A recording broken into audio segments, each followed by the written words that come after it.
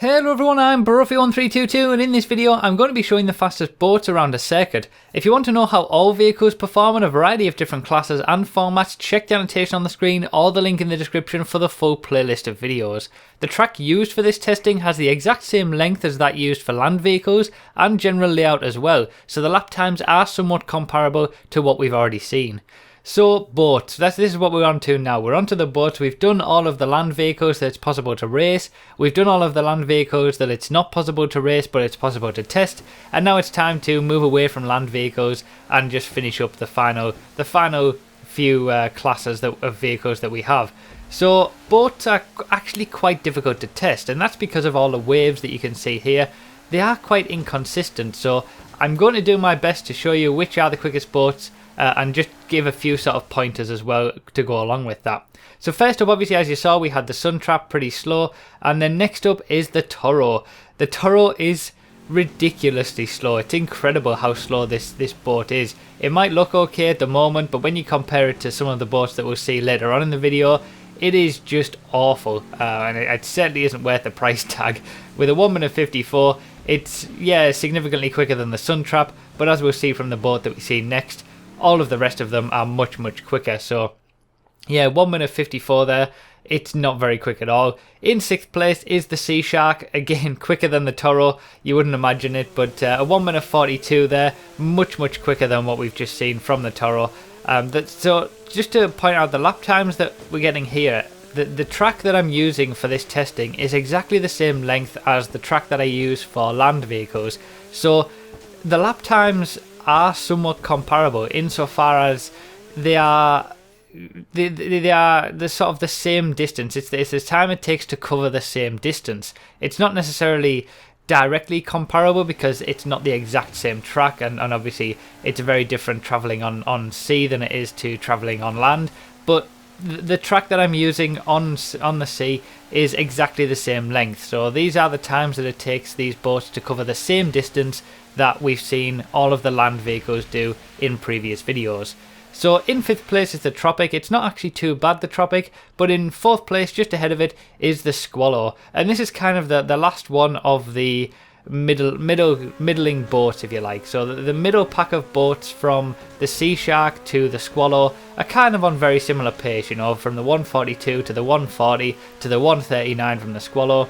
The Squallow isn't necessarily as good in terms of cornering, but it's not too bad in terms of all-out speed. So yeah, the top 3 though that we have are much quicker than everything else. So in 3rd place we've got the Dinghy. Now the Dinghy gets a lap time of 1 minute 34.6, which is significantly quicker than the Squallow. So we're already 5-6 seconds ahead of what the Squallow managed. Much quicker, and that's the same for all 3 of these boats. Now the top 3, it's all a judgment call with these top 3. You're not going to be... I can't necessarily say that one of these top 3 is always going to be better than the other, because boat racers are more dependent on the track conditions and the track itself than any other class in the game, really. And that goes for land vehicles, air vehicles. It's all about what the track is like and what the circuit is like that you're racing around on. So in 2nd place we've got the Jetmax. Now the Jetmax is basically the middle ground between the Dinghy and the boat that we've got in 1st place, which you probably already know what it is at this moment. A 133.0, 1.6 seconds quicker than the Dinghy. That's not a lot, really, especially on the sea like this. Obviously, in terms of, if you were comparing this to cars, it's much quicker to be in pretty much any car in the game rather than travel on a boat. Boats aren't necessarily going to get you anywhere in the quickest possible way. But yeah, 133 there from the Jetmax, and just ahead of it in 1st place we actually see a lap time of 132.7 from the Speeder.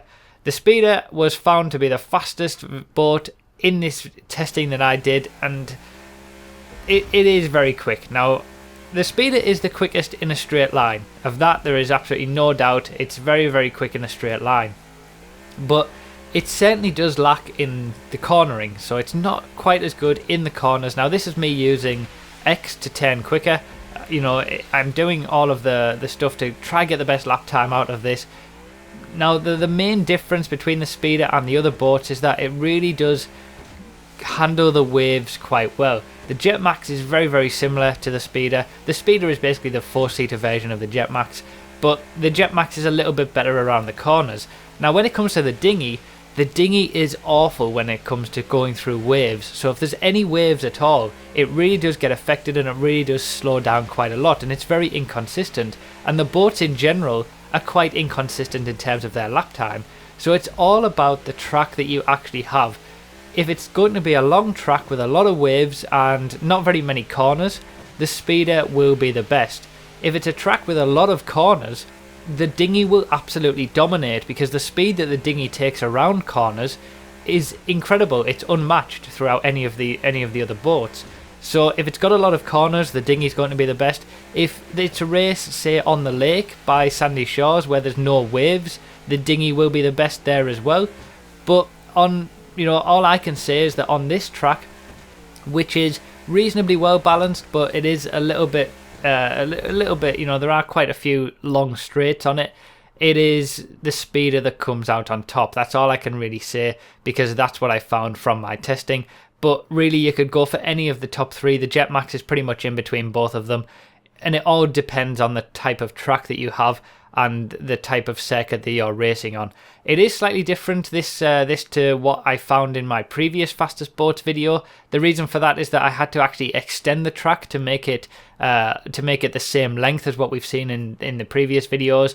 So it does play to the Speeder's strengths a little bit more, and that's why we found the Speeder to be the number one. And also just to point out that the Marquis and the two Submarines, they would probably be all battling for the last position, the slowest in the class, but they can't actually be tested. So there you have it. Boats are a bit of a nightmare to test, honestly, and certainly don't necessarily say that the Speeder is guaranteed to be the best choice regardless of the track. It's basically your choice between the top three, and you're going to have to make a decision if you're in a boat race of which is going to be best for the track that you're on. So thank you so much for watching. I really do appreciate it. There are 2 more videos left to go to finally cover all of the classes in GTA. I'm sure you guys know what those are going to be. But I really appreciate all of your support. Thank you so much for watching, and I'll see you next time.